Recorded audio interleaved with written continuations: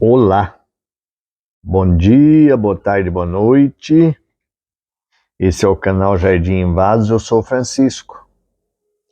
Hoje nós vamos falar um pouquinho sobre nutrientes, sobre os nutrientes. Vamos falar sobre alguns deles e sobre as principais importâncias, a importância deles nas plantas. Então vamos começar com os macronutrientes mais importantes. Os 3 macronutrientes mais importantes é o nitrogênio, o fósforo e o potássio. O famoso NPK. Mas tanto os macros como os micronutrientes são necessários para o bom desenvolvimento das plantas. No caso desses 3 macronutrientes, o nitrogênio contribui para o crescimento. E aí, eles contribuem dentro desse crescimento para o bom surgimento de brotos e folhas, importantes inclusive para a composição da clorofila. O potássio, ele contribui para a floração e a frutificação. Então aquelas flores, aquelas plantas que dão flores e frutos. E o potássio é para a resistência, ele contribui para a resistência vegetal. Ele aumenta a imunidade da planta para elas ficarem resistentes ao ataque de pragas. Então, se você notar que a sua planta está tendo muito ataque de pragas, você tem que prestar atenção se não é a falta desse potássio, do macronutriente potássio. Se tiver com pouca floração, minha planta não está dando flor, não está frutificando, pode ser deficiência do fósforo. E se você notar que a sua planta está ficando, vamos falar assim, raquítica, com poucos brotos, poucas folhas, as folhas caem, não dão novas folhas, pode ser falta de nitrogênio. E desse NPK, as fórmulas mais usadas é a fórmula 10-10-10, são 10 partes de nitrogênio, 10 partes de potássio e 10 partes de fósforo, né? 10 de nitrogênio, 10 de fósforo e 10 de potássio. NPK. Volta e meia eu falo ao contrário. E é mais destinada àquelas plantas que não florescem e não dão frutos. Um exemplo, as samambaias. Tem o 4-14-8, que é ideal para as plantas que dão frutos e que dão flores. Muitas delas dão as duas coisas, flores e frutos. Outros só dão as flores. Então é ideal para azaleias, rosa do deserto e as frutíferas em geral. E tem o 15-15-20. 15 de nitrogênio, 15 de fósforo e 20 de potássio. É mais indicada para hortaliças, principalmente aquelas do sistema hidropônico. Aí dissolver na água, aí tem que ser solúvel em água e colocar. Então vamos falar um pouquinho também das fórmulas mais usadas. Existem outras fórmulas que são as mais usadas. Tem o 888, o 15-15-20, né, que eu falei ali, o 20-20-20, o 10-10-10, o 4-14-8, e existem outras várias fórmulas. 20, 10, 10, 20, 20, 20, tem várias formas. Aí você tem que pesquisar qual é a fórmula mais adequada para aquela planta que você tem. Se é uma árvore, que tipo de árvore é, o que você quer dessa árvore. Porque se você começar a colocar, por exemplo, na rosa do deserto, um 10, 10, 10, você pode inibir a floração dela. Ah, mas eu não quero flor. Então, você tem que ver o que você quer também da sua planta. E existe também os micronutrientes. Os micronutrientes, os mais importantes e os que são mais usados nos adubos, são zinco, cobre, ferro, manganês, molibdênio, boro, cloro, sódio, silício e níquel. E também são importantíssimos para o bom desenvolvimento da planta e atuam muito na produção das proteínas e enzimas. É essencial para o crescimento, principalmente na realização da fotossíntese. Vamos falar um pouquinho de cada um deles. É bem resumido aqui para não ficar longo, tá? O ferro, ele ajuda na respiração da planta, então é um papel vital na fotossíntese. O boro, ele auxilia na formação da parede celular da planta. O manganês, ideal para a clorofila. Então, aquelas plantas que tem que ter um verde bem vivo, tem que ter dentro dos seus micronutrientes o manganês. Que o manganês também, ele pode tanto ser micro como macro. Depende da quantidade, da necessidade que tem no adubo e na necessidade de cada planta. O silício. O silício, ele combate as pragas. Ele aumenta a imunidade da planta para ajudar a combater as pragas. Temos também, eu falei um pouquinho de alguns deles, eu não vou falar de todos, tá? Então tudo tem que ser pesquisado. Temos também aqueles orgânicos que você pode inclusive fazer da sua casa. Por exemplo, a borra de café. Ela é rica em nitrogênio, atrai minhocas, combate fungos e formigas, ela afugenta as formigas. Então, se você notar que está começando uma formiguinha queria atacar a sua planta, você põe um pouquinho dessa borra de café, né? Sempre lembrando que o nome borra de café é o usado. Ah, eu posso usar o antes do uso, eu posso fazer adubo do antes do uso. Claro que pode, mas aí você vai estar desperdiçando, né? E o usado, ele não perde as proteínas dele, né? Então você deixa secar bem, depois você peneira naquelas peneirinhas bem finas, eu já ensinei aqui, né? E para ele ficar bem fininho. A casca de ovo. Também tem que ser feita a farinha da casca de ovo. Não adianta você até macetar com a mão a casca de ovo por ali, porque ela vai demorar muito e muito tempo para dissolver. E quanto mais tempo ela demora para dissolver, menos nutriente ela está mandando para a planta. Ela é rica em cálcio, magnésio e potássio.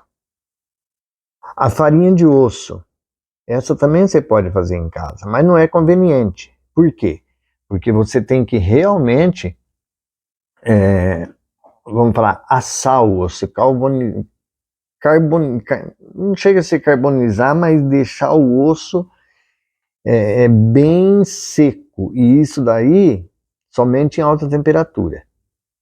Você vai gastar muito gás. Então, o tanto que você vai ter e corre o risco dele não ficar tão seco quanto deveria, tão calcinado quanto deveria, porque ele forma uma cinza. Calcinado quanto deveria, você vai ter que quebrar ele depois, triturar, tudo isso. Então, fazer dele uma farinha. O preço que paga na farinha de osso não compensa. Você vai acabar sendo, além de trabalhoso, muito mais dispendioso em dinheiro, né? Em din-din, em Fahrenheit.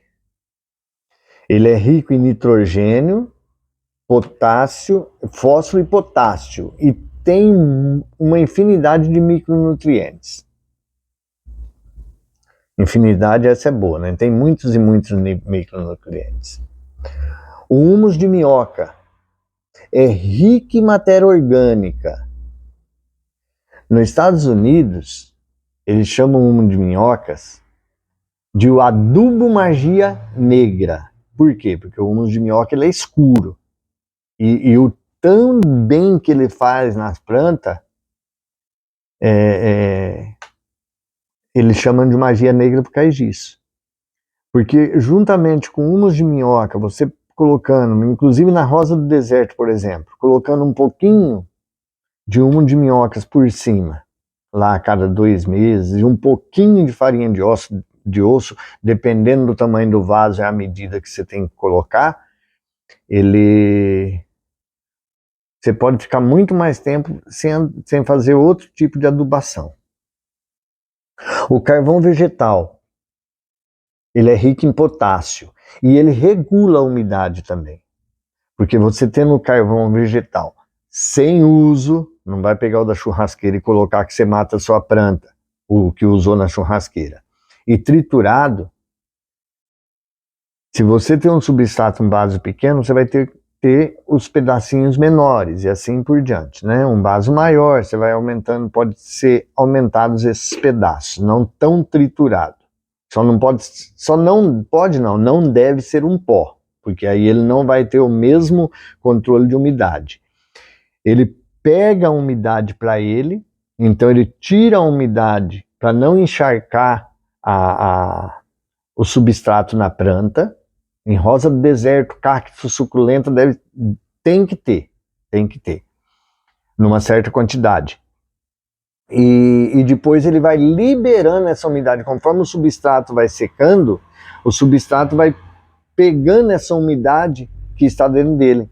Porque como eu já disse aqui, né, para lembrar os 36 anos de química, ele é higroscópico. Então ele puxa a umidade. Tanto é que você não deve deixar um carvão, por exemplo, que você vai usar na churrasqueira, aberto aí 1, 2 meses, que ele vai começar a puxar a umidade do ar, depois ele vai ficar mais difícil de se acender. Mas então ele puxa a umidade para ele puxa a umidade do ar e ali ele puxa a umidade do substrato e vai liberando aos poucos. As cinzas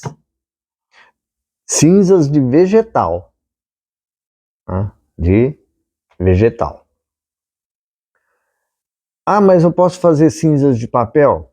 Até pode, porque o papel vem do vegetal, vem da árvore. Só que você não pode esquecer que ali ele já perdeu a propriedade. Para acertar o pH lá na fábrica, eles usam muito ou soda ou ácido sulfúrico, dependendo. Se o pH tiver alto, que é alcalino, eles usam ácido sulfúrico para neutralizar. Se tiver baixo, que é ácido, eles usam soda para neutralizar ele, deixar ele bem próximo do pH 7 para ser neutralizado. Então você não pode esquecer disso.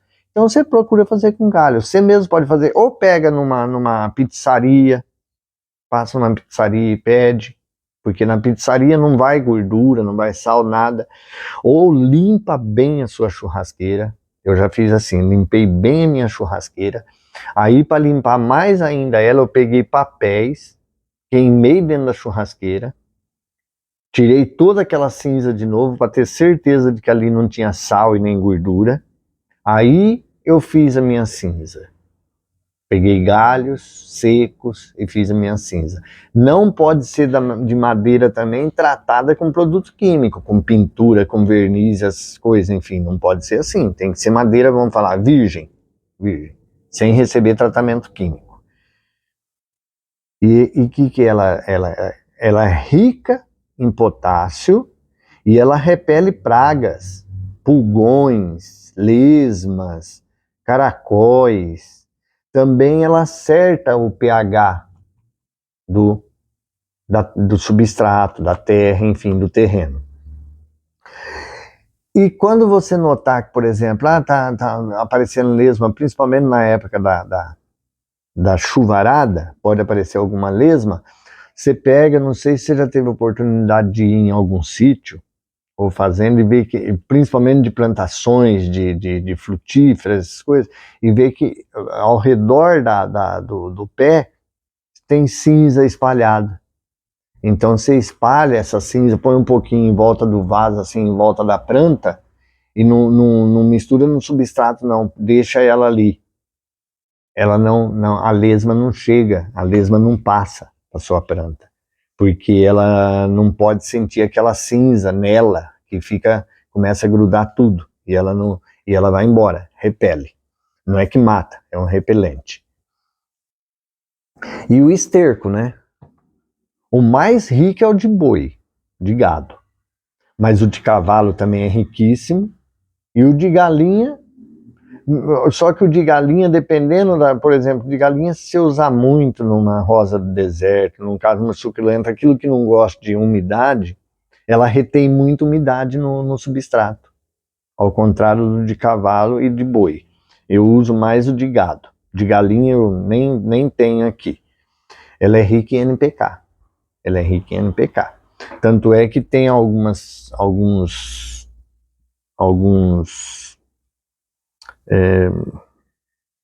pessoas que fazem vídeo, né, paisagista, e que gosta muito de rosa do deserto, tem Cido e Mara, se não me engano, eu tenho eles no YouTube, gosto muito de ver vídeo deles.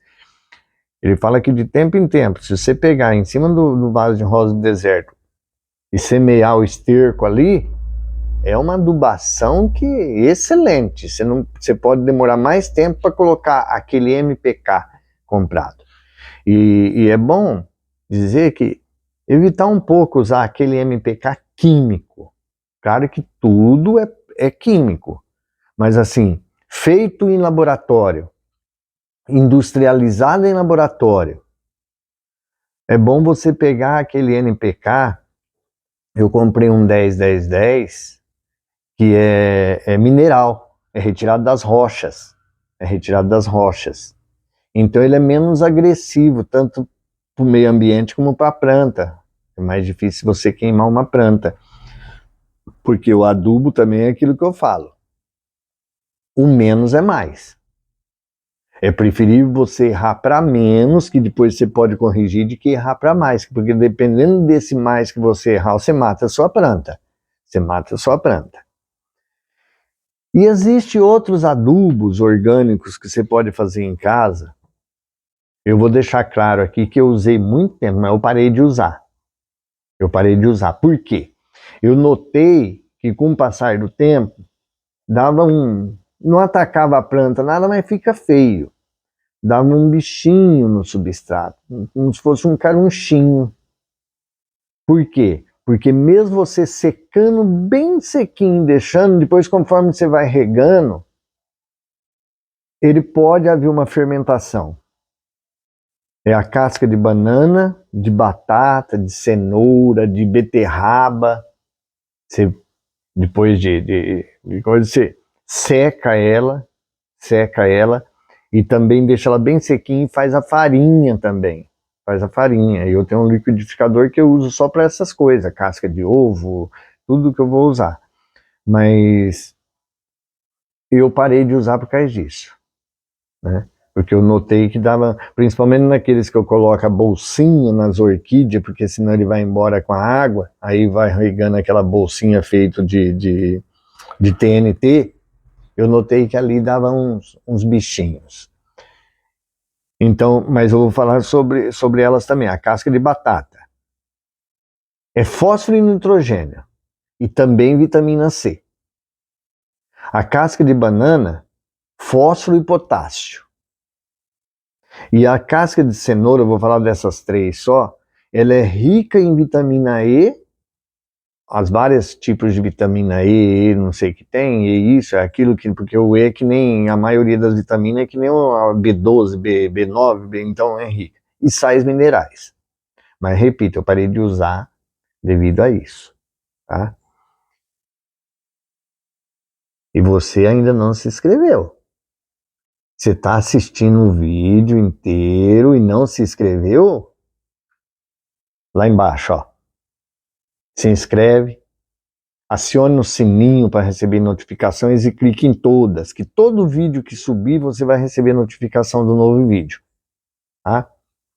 Curte o vídeo, compartilha com os seus amigos e amigas, convide para o canal. Hoje, sobre nutrientes. Não todos, porque senão fica muito longo. Os principais macros e os principais micronutrientes, inclusive alguns que você pode ter no dia a dia em casa.